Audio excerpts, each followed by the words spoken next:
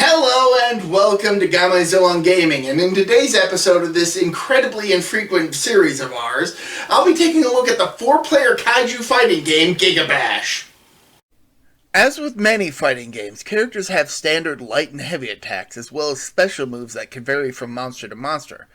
But when the Giga energy meter is full, players can grow their monsters to S-Class, allowing them to tower over enemies and deliver stronger attacks. And the player who manages to smash the Giga Ball that occasionally appears can launch a special attack more powerful than any in their standard arsenal of moves.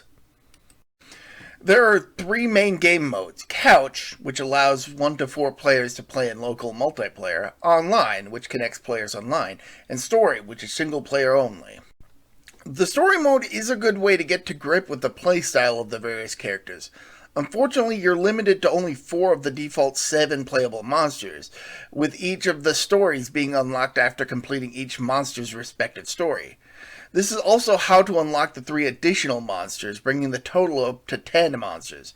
And once completed, the only real incentive to replay it is to either revisit the story for each monster or to get a better score on a harder difficulty. A better way to learn the ropes for each monster is not to rely on story mode or even the tutorial mode, which only shows you the basic controls with Gorogong, the first story mode character, but instead to check out the gym mode, which allows you to pick your monster and opponent and just go wild learning the playstyle of each creature in a safe setting. The couch and online modes are the main attractions, allowing you to play either alone or with other players. The online game modes are the equivalent to couch modes, battle options, allowing you to play with up to 3 other players in the normal fighting mode. Unfortunately, I wasn't able to get footage of online mode because no random player would join me in battle. Forever alone. But if you're like me and only interested in battling with computer opponents one-on-one, the arcade mode is what you're after, allowing you to play as any monster in a gauntlet of battles with limited lives, culminating in a battle with an S-Class monster that can only be hurt when you're also S-Class. The Onslaught mode allows you and a second player to battle waves of enemy monsters to see how far you can get before being wiped out, or glitched out, as was the case of this particular attempt. And finally is Mayhem mode, which allows you and your friends to compete in minigames that aren't present anywhere else in the game.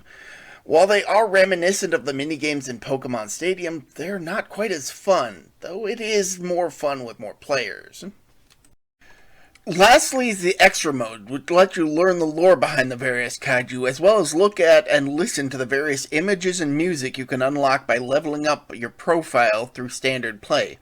You can even brush up on the DLC monsters you can purchase from the Godzilla and Ultraman character packs, hence why they've been showing up in the footage prior to my mention of them. Each new monster presents their own fun abilities.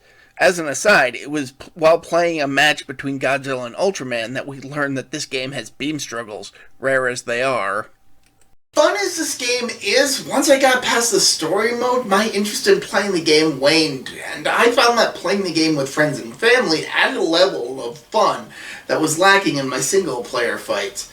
As of the making of this video, it's been announced that another DLC pack featuring Godzilla is on the way, but I'll be honest, unless it adds a story mode for the new Godzilla characters, I likely won't be revisiting this game again without others to join in the fun. But to be fair, fighting games aren't really my favorite genre in the first place, so your mileage may vary. In any event, have fun, and until next time, I'm Protomet. See ya!